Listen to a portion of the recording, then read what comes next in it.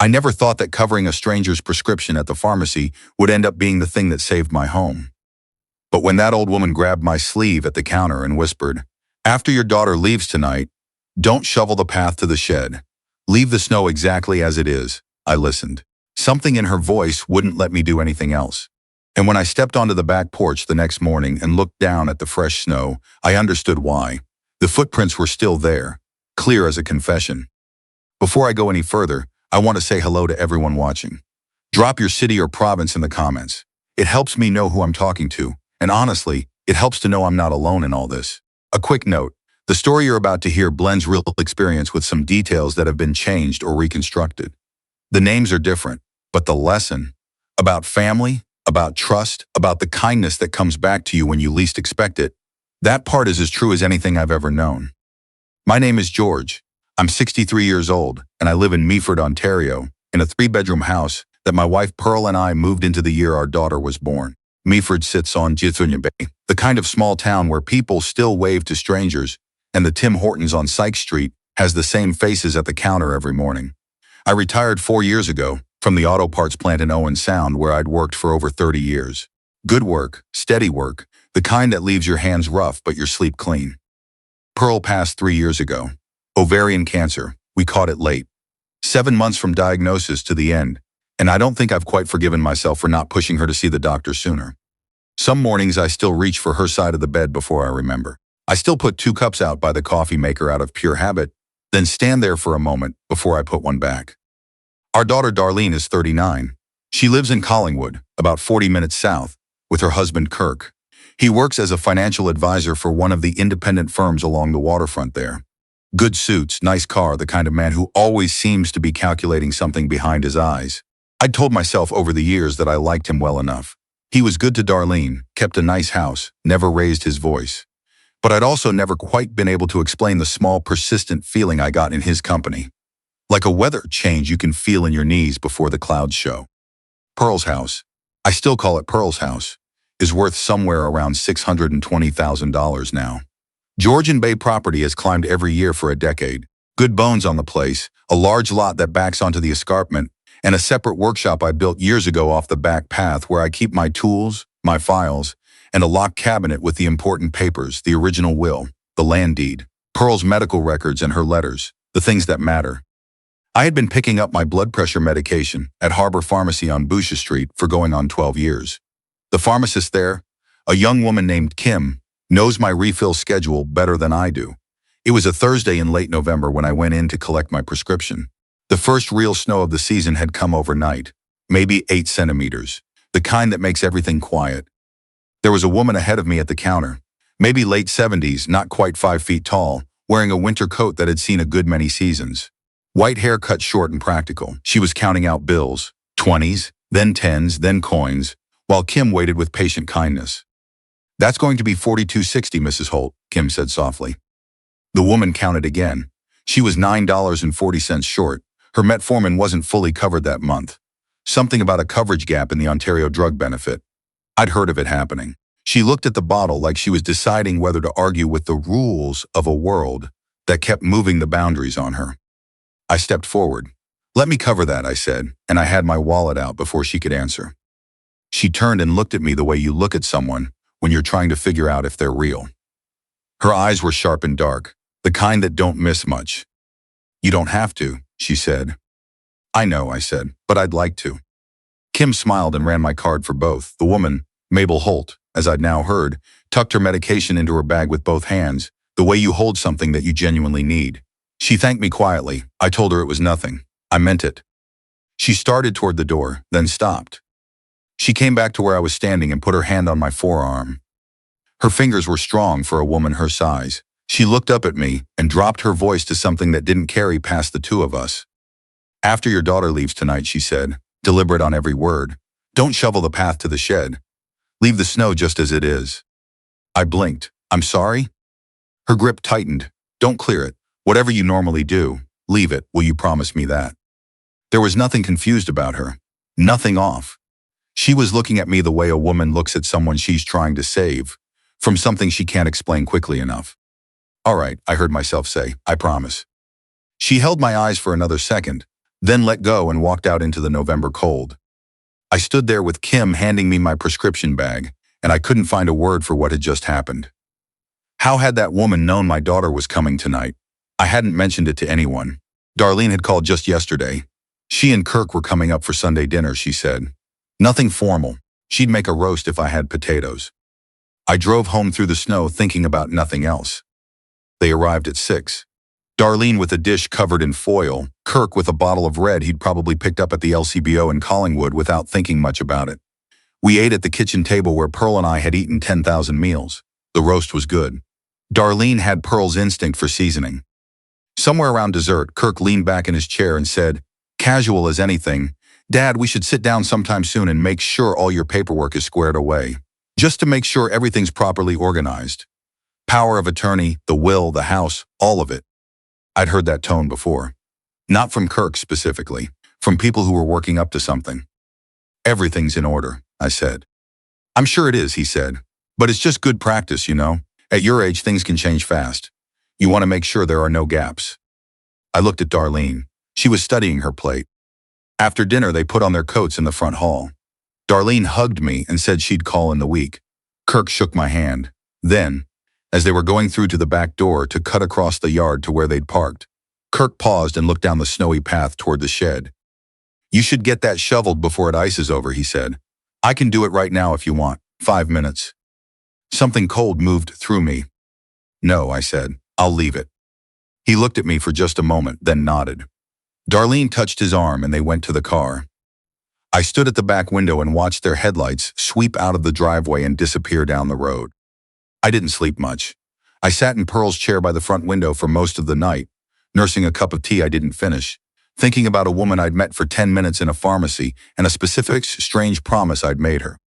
When I went out in the morning, the temperature had dropped hard overnight and the snow had a crust on it that held a boot print perfectly.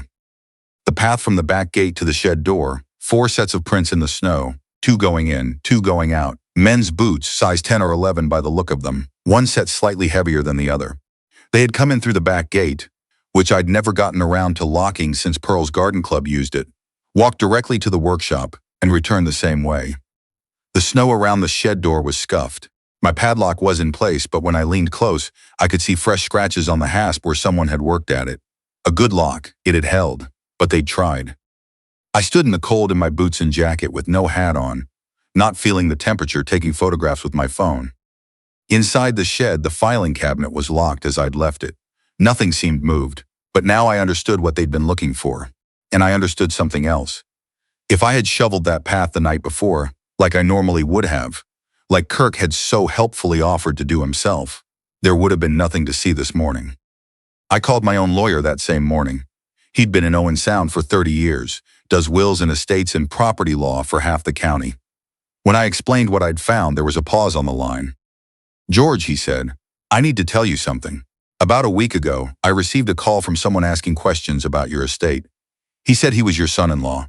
He was asking about the process for assessing an elderly person's decision-making capacity. I didn't share anything. I can't without your consent. But I made a note of it. The word capacity sat in the room with me for a long time after I hung up. That afternoon, I drove into Owen Sound to my branch of the bank. I asked to speak with the branch manager directly. She was a careful woman and she took my concerns seriously. After checking my file, she pulled me into her office and closed the door. Mr. Faulkner, she said, there's an application pending against your property, a home equity line of credit, for $175,000. It was submitted about 10 days ago. She turned her screen so I could see. The application had my name on it. The address was correct. The property description was correct. The signature at the bottom looked like mine, almost exactly, but the loop on the G was wrong and the line through the F in Faulkner angled differently than I'd ever made it. I asked her to print it. I took photographs of the screen. I thanked her and told her not to approve anything until she heard from me directly and from my lawyer by phone. I drove home with the printed pages folded in my coat pocket, and I thought about how long this had been in the works. The application was 10 days old. The calls to my lawyer, a week ago. The visit last night with the careful one about my paperwork. The path to the shed. Kirk hadn't come that night to steal papers. He'd come to find out what I had and what he'd need to replace. I didn't call Darlene, I called Kirk. He came alone the next afternoon, which told me he'd been expecting it. He sat across the kitchen table in his good jacket and looked at me with an expression I recognized, the look of a man rehearsing what he's going to say. I put the printed HELOC application on the table between us without a word. He looked at it, his jaw moved. "That's not what it looks like," he said. "It looks like my signature on a document I never signed." "Dad." "Don't," I said. "Don't call me that." He went quiet. Then something shifted in his face. The performance came down, and underneath it was something tired and cornered. "We're underwater," he said. "I made some bad investment calls. I owe money to people. Real money. I've been carrying this for 2 years, and I didn't know how to tell Darlene. If I could access the equity in this house and bridge it for 6 months, I could make it right without anyone knowing there was ever a problem. By forging my name. By solving it quietly." He looked up at me. "You're going to leave this house to Darlene anyway. I was just moving the timeline." I looked at my son-in-law across the table. This man who had stood beside my daughter on a beach in Tobermory 12 years ago and held her hands and promised to love her. This man who had eaten at my table more times than I could count. "Did Darlene know?" I asked. He shook his head, and I believed him, which made it more complicated, not less. "If you'd come to me," I said, "and told me you were in trouble, just said it plainly, the way you'd ask any person for help, I would have listened. I don't know what I would have decided, but I would have listened. You didn't give me that chance." He looked at the table. His hands were flat on the wood. "We were also going to file for guardianship," he said very quietly, "if the equity line got rejected. If there was a legal basis to say you were showing cognitive decline, I'd have a pathway to manage your affairs. I'm not showing any decline." He didn't answer, and that silence told me something else was coming. "Because your wife has been dropping off vitamins that aren't vitamins," I said.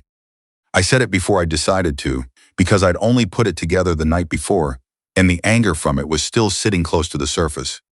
He went absolutely still.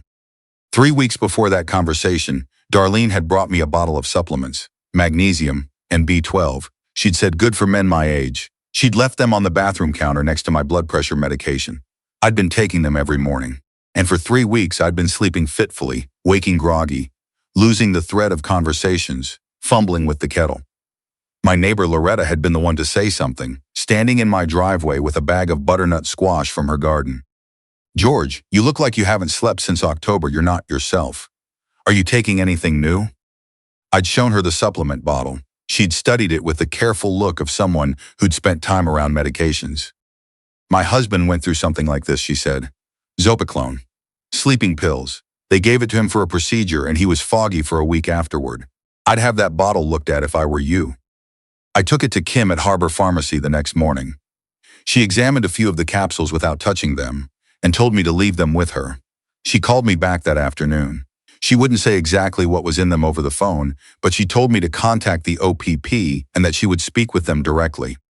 Sergeant Briggs from the local detachment came to my house that same evening. A practical man, steady manner, the kind of officer who's seen enough that he doesn't reach for drama.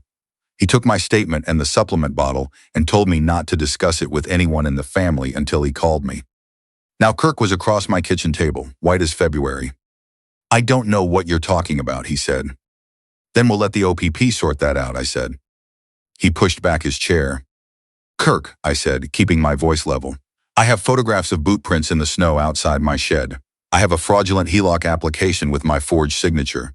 I have a supplement bottle flagged by a pharmacist. And I have a very clear memory of you offering twice to shovel that path outside before those footprints could be seen." He stood up. He looked at me, and for just a moment beneath the fear, I saw something that might have been shame. "Darlene is going to be devastated," I said. He walked out without another word. I heard his car start and pull away, and I sat in the kitchen in the quiet and looked at the place Pearl used to sit. And I thought that she'd been right about him, years ago, in a way she'd never said plainly, but that I'd seen in the way she held her smile a fraction of a second too long whenever his name came up. Sergeant Briggs made the arrest the following week. Break and enter, fraud, forgery, and once the lab analysis on the supplement capsules confirmed crushed zopiclone mixed in with the fillers, criminal administration of a noxious substance. That last one, the officer explained on the phone, carries real weight in the criminal code. Darlene called me the morning after Kirk was charged. She was crying so hard I could barely make out the words. "I didn't know," she kept saying. Dad, I didn't know about the papers, about the supplements, any of it. He told me you were forgetting things and I believed him. I was scared for you. I know, I said. I should have come to you. I should have talked to you directly, instead of listening to him. Yes, I said, you should have. There was a long silence on the line, the kind that holds a lot. I don't know what to do, she said. Neither do I told her. But I'm not going anywhere, and neither are you. We have time to figure it out. It took 2 weeks before I found Mabel Holt again. Kim at the pharmacy had her contact information on file, and with a little persuasion, and Mabel's agreement once Kim reached her, she passed it along. Mabel lived in a small apartment above a hardware store on Miller Street, the kind of place that's tidy down to the corners, with African violets on every windowsill and a kettle on a ceramic trivet, and the particular quiet of someone who has lived alone long enough to make peace with it. She poured tea and sat across from me at a table that had room for 4, but probably only ever needed 2. You kept your promise, she said. You knew I would. She looked at her cup. I hoped. I asked her how she had known, about Darlene's visit, about any of it. She set the cup down and folded her hands. My son, she said, is a mortgage broker in Collingwood. He does good work, honest work, but some of the files that come across his desk are not what they appear to be. Last month, an application came in for a home equity line of credit on a property in Meaford. The name on the application was George Faulkner. She paused. I recognized your name. How? Because I was Pearl's home care nurse, she said. The last 4 months of her life, I came to your house 3 times a week. You were there every time. You learned her medications, her schedule, the way she liked her tea. You never once treated me like I was furniture, the way some families do with the nurses. And when I came for what turned out to be my last visit, the week before she died, you were standing on the porch in the rain, and you pressed a card into my hands and said, Mabel, thank you for taking care of her. It mattered. She looked up at me. No one had ever said that to me quite like that. Not in 30 years of nursing. I didn't remember the card. I remembered the rain. My son told me about the HELOC application, and something about it didn't sit right with him. The signature, he said, looked slightly off. He didn't know who you were. But I did. I told him to hold it and flag it for a review. She looked out the window at the gray March sky. When I saw you in the pharmacy, I'd heard from someone in town that your daughter was coming up for dinner. I knew I had to say something. I just couldn't explain all of it standing in the checkout line. So you gave me the footprints, I said. She smiled, just a little. I gave you the evidence, you did the rest. We sat with that for a while. The African violets on the windowsill were the same deep purple as the ones Pearl used to keep on the kitchen sill above the sink. My husband Morris worked at the same plant as you, Mabel said quietly. Different line, different years, but he knew of you. I thought, Morris Holt. The name came back slowly, a big quiet man good with his hands. He'd died 8 or 9 years ago, lung trouble. He passed before Pearl, I said. 5 years before. She wrapped both hands around her mug. He talked about a man named George Faulkner sometimes. Said you were the kind of man who didn't need to be the loudest in the room to be the one people turned to. I didn't know what to say to that. You were decent to me in that pharmacy for $9.40, she said. But I think you understand that's not really what this was about. Kirk's case took 4 months to move through the court. He pleaded guilty to the forgery and fraud charges. The criminal administration of a noxious substance went further and was resolved through a negotiated plea. He received 22 months in custody and 3 years of supervised release. His registration as a financial advisor was revoked by the provincial regulator. The HELOC application was formally withdrawn. My property remained exactly what it had always been, mine. Darlene did not attend the sentencing. She'd moved back to Owen Sound by then, into a rental on the east side of town, close enough that she could be at my door in 15 minutes if she needed to. We were learning how to be around each other again. It wasn't fast and it wasn't easy. She had been deceived by a man she trusted, which is a particular kind of wound. And I had been betrayed by my own son-in-law, which is a wound of its own kind. The two griefs sat differently, but they both needed time. One Sunday in March, when the snow was just starting to pull back from the edges of the yard, and the light was changing the color of the bay, Darlene came for lunch. We ate soup and didn't talk about Kirk. We talked about Pearl's garden and whether to put the raised beds in earlier this year. It was the first meal we'd eaten together since everything fell apart, and it felt like setting a broken bone, painful in the right ways, healing in the right direction. Mabel comes for supper the first Thursday of each month now. She brings butter tarts from a bakery in Thornbury that she says are the finest in Grey County, and I don't argue because she's right. We sit at the kitchen table and talk about Pearl and Morris and the plant and the town and all the years that moved through us without our really noticing. She told me last month that she'd given up her apartment and found a small place on the edge of town with a proper garden. And I told her Pearl's garden club had a plot at the community allotment that no one had claimed since Pearl passed, and she said that was a terrible waste of good soil. I had my will updated in January with my own lawyer, no one else in the room. The house will go to Darlene when the time comes. That was always the plan, and it remains the plan.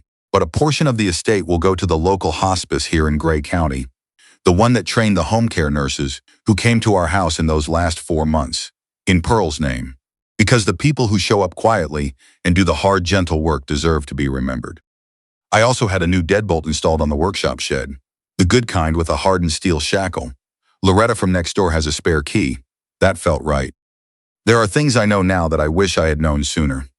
I know that a grown child who is drowning will sometimes try to drag the people nearest them down before they ask for a hand. I know that the instinct to protect your family from consequences can be just as dangerous as the consequences themselves. I know that when someone offers to do a small routine thing for you unprompted, shovel the snow, rake the leaves, clear the path, it is worth pausing for a moment to ask yourself why. And I know that kindness travels in ways you cannot track or predict. $9.40 at a pharmacy counter, a hand held in a hospital room, a card pressed into someone's palm in the rain. It moves out from you and comes back years later in a form you don't recognize until you're standing in the snow, looking at 2 sets of boot prints that tell you everything you needed to know. The path to the shed is clear now. I shovel it myself every morning at my own pace, in my own time. And some mornings, when the light comes off the bay a certain way, and the snow hasn't yet been touched, I stand at the back door for just a moment before I go out, and I look at it clean and white and unmarked, and I'm grateful that nothing has passed through in the night, and grateful to the woman who taught me that sometimes what you leave undisturbed is the most important thing of all.